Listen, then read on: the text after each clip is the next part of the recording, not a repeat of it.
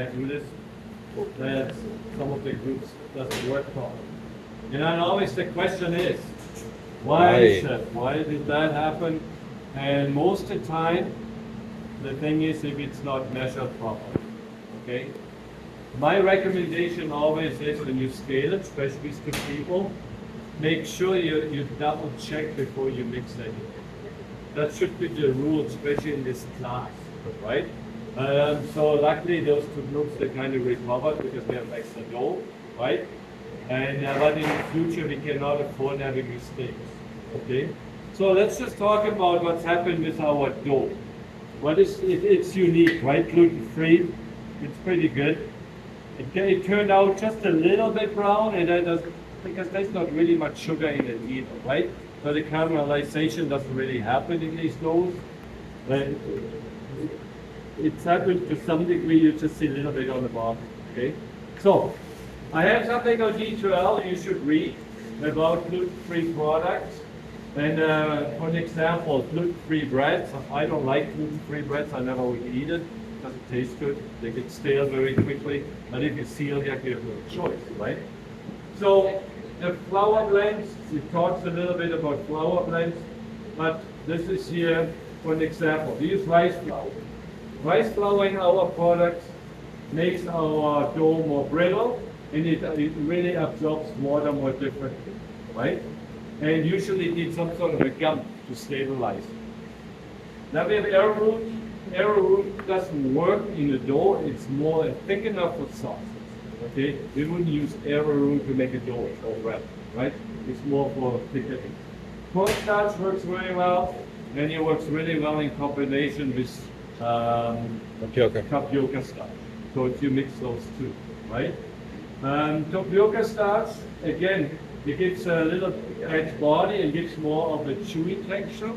And the rice flour makes the product more brittle.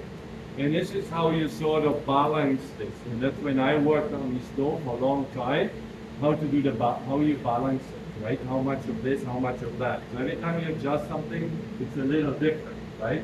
Potato starch provides a light consistency to bread product, and it helps retain moisture, especially when it combines with eggs, but you don't use eggs, right?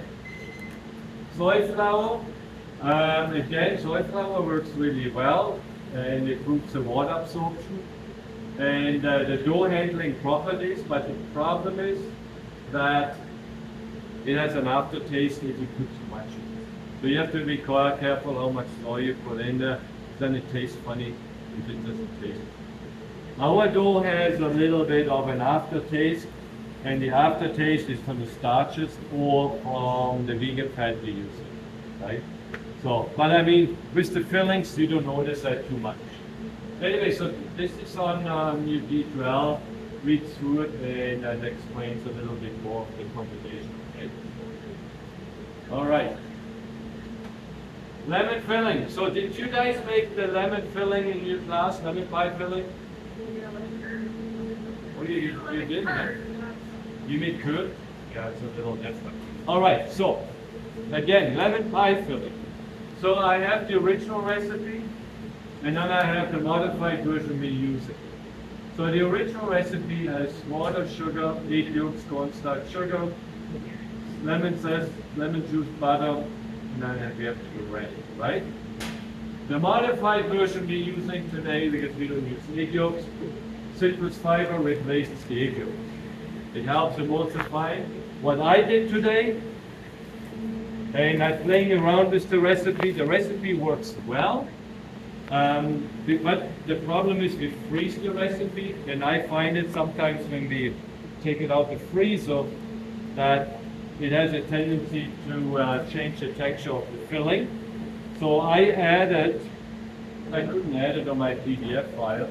So we add 1.5 grams of locust bean gum today. So we're using 3 grams of citrus fiber plus 1.5 grams of locust bean gum. It's not on the recipe yet, but I think I tried it last time, and I think it gave, once it's defrosted, it keeps the consistency of the filling much nicer. Okay, so we're gonna add 1.5 grams of locust bean gum to the citrus fiber today. Okay, So then when we look at the sugar content, 200, so the water is the same. Sugar was 200, original was 400, original was 400 here and 100 here. So we cut the sugar right in half. If anybody complains it's too tart, not sweet enough, that's why. Right? So we cut the sugar by half. I could not cut the sugar by more because then it's too acidic. So you need sugar. I tried to use coconut sugar in the filling and it didn't taste good. I tried all different kinds of sugars, it doesn't taste good.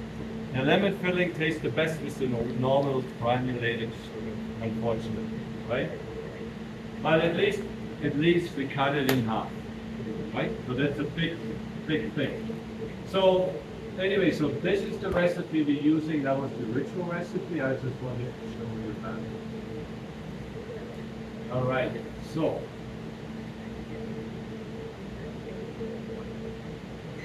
So the first step we will do is we bring water and sugar to a boil.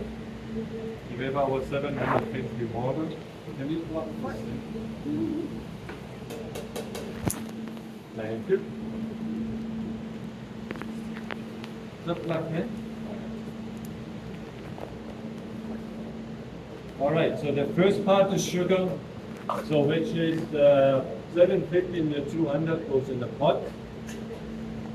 We bring to a boil.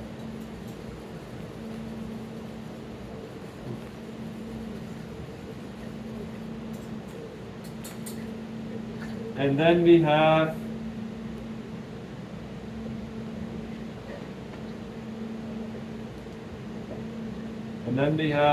our sugar, the cornstarch.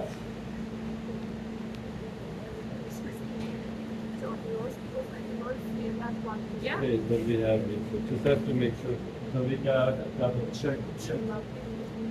Cornstarch 90 grams. Then we have sugar 100 grams. And then we have the citrus fiber in the locust bean. We're gonna mix this all together.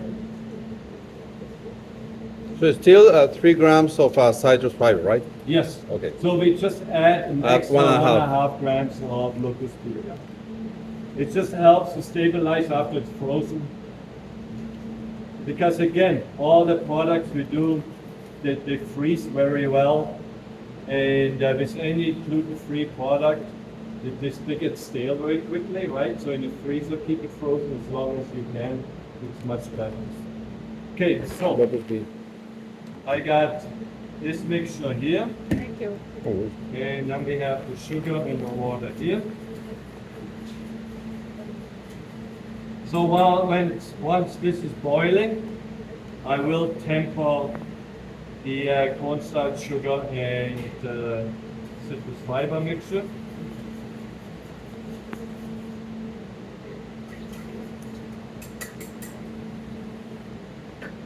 Why don't I put lemon juice in with the water? Why do I put the lemon juice in after I boil the mixture? But you don't want to boil it for some reason? Maybe you affect the composition, the taste. Maybe wrong, but if you boil lemon, it's not even clear. Oh, Okay. you can invert the sugar if you put the acid. That's one other main reason. Why you never put acid in with the liquid and then you put cornstarch in. What does the acid do to the cornstarch? It eats it. It what? It eats it. Meaning like acidity and cornstarch don't like each other. because- Exactly. So what the acidity is doing in a liquid, when you put the cornstarch in, it breaks the cornstarch down, it doesn't hit it. So you never put the acid together with the cornstarch. So what we do is we actually gonna cook the starch out first. So we're gonna temper this now. So be very quick so it doesn't lump up on you. And then what we want to do is we want to cook the starches out very quickly, right, really well, before we put our acid.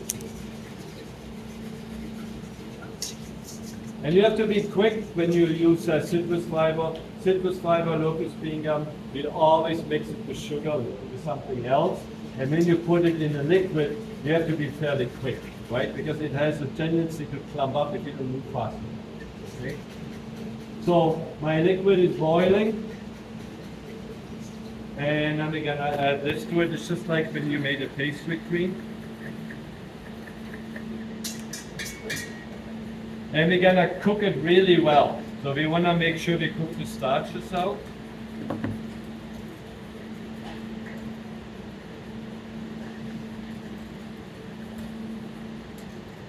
So, what is interesting, the recipe is very simple. When you make the recipe before you fill the tarts, I want to taste everybody's filling. You remember what's happened with the dough today? We had a couple of groups where the dough didn't turn out, right? Every time we do this filling, we have at least 2-3 groups we screw up with the filling.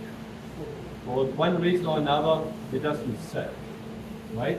So again, if it comes down to it, to scaling, whatever. So that's why I want to make sure first, I'll taste the filling, and I check the filling before you put it in there. Because if you don't do it properly, and it doesn't set, then we're gonna have a mess. And then if it's mixed up with all the other tarts, it doesn't work, okay? If you have to do the filling again, I wanna see no lumps. If you have lumps, might as well start over. But we have to be careful, we only have so many lemons, right? Everybody gets 8 lemons, okay? So the lemons, you zest first. And then after it's zested, then you squeeze the juice. And the 8 lemons is perfect, it's just enough, okay? So you can see it's thickening and cooking. Looking really good. You want it to be as thick as Not me? you want it to be as thick as Whatever it thickens, yeah. So we're gonna cook the starches out really well. So when you look at it, how cloudy it was. So now we cook it so it turns a little bit transparent, right? So just keep stirring and cooking. You have to keep stirring because if you don't, it burns on the bottom. And when you taste it, you can taste the taste bud. Then you have to start over again. And if you don't have any lemons, then you don't have filling. And you get an F today. After There we go. for the heat at the So deep keep thing. cooking it a little more, right? Oh. Looking good.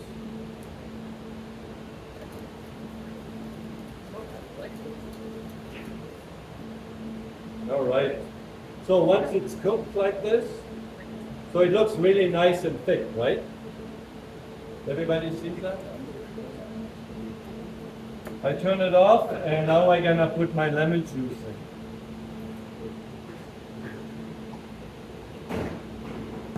Because now we cook the starch out, right? So the starches are cooked so it doesn't affect it anymore. And I put my lemon zest in. If you're a little short with the lemon zest, doesn't matter. The 8 lemons usually gets you pretty close to what we need. Then, what's our next step? Coconut oil. Coconut oil. Why do we put fat in here? What's the purpose of putting fat in our filling? Get creamy. Creaminess, right? We want some creaminess. And it takes the strong acid flavor out of the filling juice. It kind of mellows it down a little bit. Looking good. What's the next step? Doesn't say. What's that? Doesn't say. Doesn't say, yeah. What's the next step? Over. So, you see how the filling looks like? Looking good, right? So what we will do is I take the immersion blender.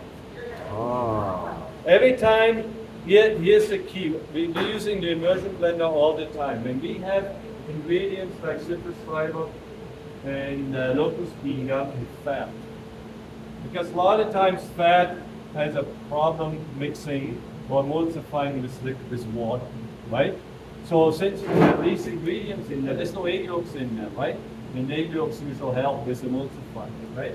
So now the citrus fiber and locust bean gum helps us, but what I want to do is I want to create more creaminess, and the consistency will change.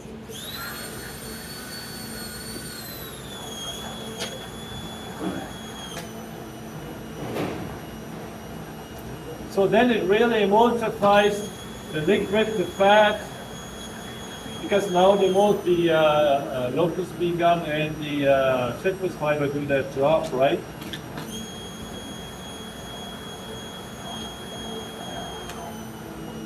Look at this, right?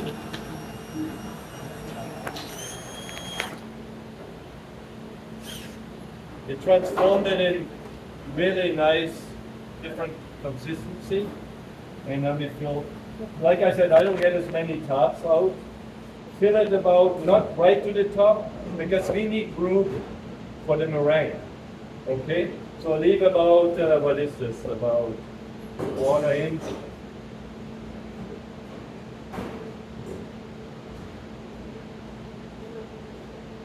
I should have done half the recipe because I only have half what you guys have.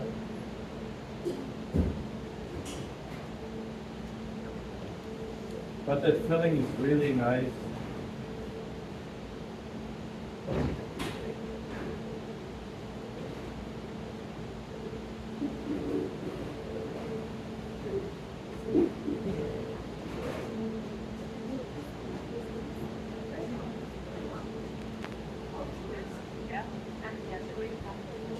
Yes. So I'm gonna make only 9. I do half of what you're doing. And I keep this for you for your taste samples. Add these two. And once you're mixed in, add that. And then blend. You guys can taste sample that. Get a spoon. Okay, so now the other recipe we're doing is the cherry filling. So cornstarch sticking around. Just remember half the sugar in there, right?